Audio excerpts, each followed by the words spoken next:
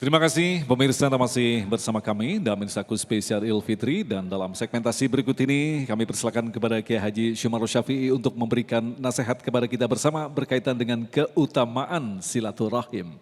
Silakan Kiai. Assalamualaikum warahmatullahi wabarakatuh. Bismillah walhamdulillah wal khair wa syarr bimasyatillah. Summa salatu wassalamu ala rasulillah.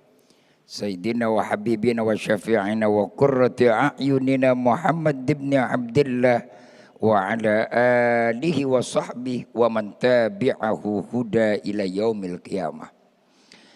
Al-Mukarramun akhi fillah, Kiai Haris Hakam, Kiai Jujun Junaidi, Ananda Fatmi Salim, dan juga Ananda Ustadz Fikri Haikal, Bapak Ibu Saudara hadirin rahimakumullah, segenap para pemirsa damai spesial Lebaran dimanapun Anda berada, dan insya Allah sama-sama dimuliakan Allah Subhanahu wa Ta'ala.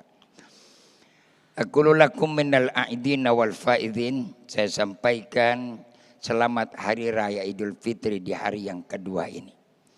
Walaupun kita masih dalam suasana Hari Raya Idul Fitri, tentunya masih terkenang dan teringat bagaimana perjalanan Ramadan.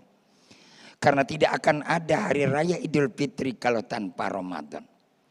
Harapan yang besar Allah kepada kita justru dengan Allah datangkan Ramadan. Terkadang harapan itu pudar, harapan ini hilang ketika Ramadan itu pergi, datang Idul Fitri pada lupa diri. Betul apa betul?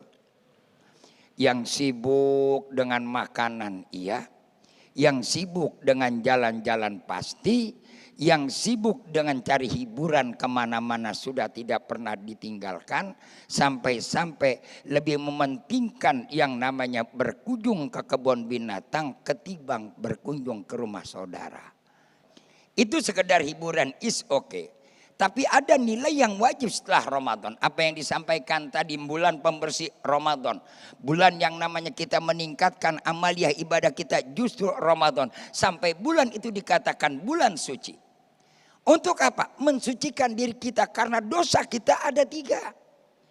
Dosa kita kepada Allah, Ramadan kita menangis, Ramadan kita memohon, Ramadan kita minta ampunan. Maka di Ramadan ada sahrul rahmah, ada sahrul maghfirah, ada sahrul yang dikatakan idkum minan nar. Di Ramadan yang 10 pertama kita diberikan minta rahmat dari Allah biar hati kita pada jinak. Kenapa Pak bisa manusia hatinya bisa pada jinak? Karena manusia kalau sudah yang namanya yang rakus, manusia itu yang hatinya ini yang membuat jadi ke manusia itu berang, bukan karena wajahnya, tapi karena hatinya. Hati yang garang membuat jadi manusia itu galak.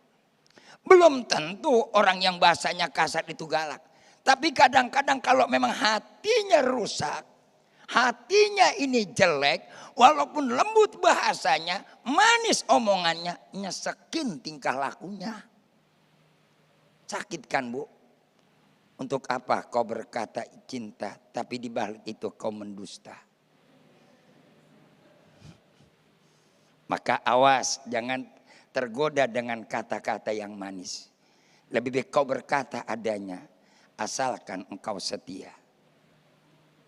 Masya Allah, dosa datang dari sini Pak. Sebab ini tangan mau bikin dosa dari mana? Yang dorong hati. Inna fil jasadi mudghah idza saluhat salatil jasad wa idza fasadatil jasad. Kalau memang yang namanya hatinya rusak, tangan bisa bikin kerusakan, mata bisa rusak. Maka itulah begitu 10 hari yang kedua kita mohon ampun kepada Allah. Kita minta ampunan kepada Allah. Bagaimana Pak? Dosa kita sebanyak apapun, Allah akan ampuni dosa kita sebanyak apapun. Malam yusrik billah, selagi kita tidak dualisme kepada Allah Subhanahu wa Ta'ala. Mudah-mudahan istighfar kita Ramadan diterima oleh Allah. Punya dosa enggak? Punya dosa enggak? Kullu bani Adam khata'un wa khairu khata'ina tawabun. Setiap manusia pasti punya dosa. Jangankan bajingan, jangankan preman, jangan penjahat, jangankan pejabat, ustadz, kiai pasti punya dosa. Jangan merasa suci, jangan. Oleh karena itu di dalam hari raya Idul Fitri pas hari kedua hari kita pembersihan. Dosa kita mudah-mudahan diampuni oleh Allah selama kita bulan Ramadan. Yang ketiga, dosa antara kita dengan kita, dosa antara sesama. Tadi sudah dibahas, nanti akan ada muflis. Orang yang paling pailit bukan orang yang mereka nggak bisa bayar kredit. Orang yang pailit bukan orang yang nggak bisa bayar utang. Orang yang pailit bukan orang yang diputuskan pengadilan sebagai pailit. Tapi justru orang yang pailit, orang yang dia berpuasa, dia zakat, dia sodako, dia pergi haji. Tapi di sana ditolak oleh Allah Subhanahu wa taala, habis gugur semua, sholatnya dimakan sebulan, ibadahnya diambil sebulan, yang nama hajinya diambil sebulan, sodakonya diambil sebulan, semuanya habis. Apa sebabnya? Karena gara-gara pernah nyakitin orang.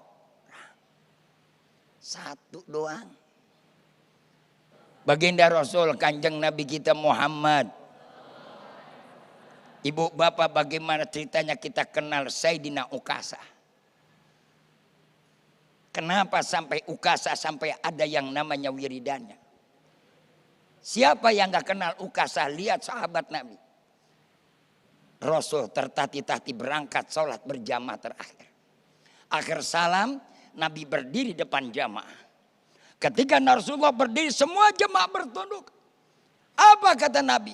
Ma minkum, siapa di antara kalian yang pernah aku sakiti, yang pernah teraniaya, sebelum aku nanti disiksa oleh Allah, silakan balas, karena aku tidak akan ada arti apa-apanya di hadapan Allah kalau kalian yang pernah aku sakiti tapi kalian tidak pernah memaafkan aku. Ukasa tiba-tiba berdiri. Begitu Ukasa berdiri, kaget semua. Saat itu akhirnya semua sahabat Nabi melihat Ukasa.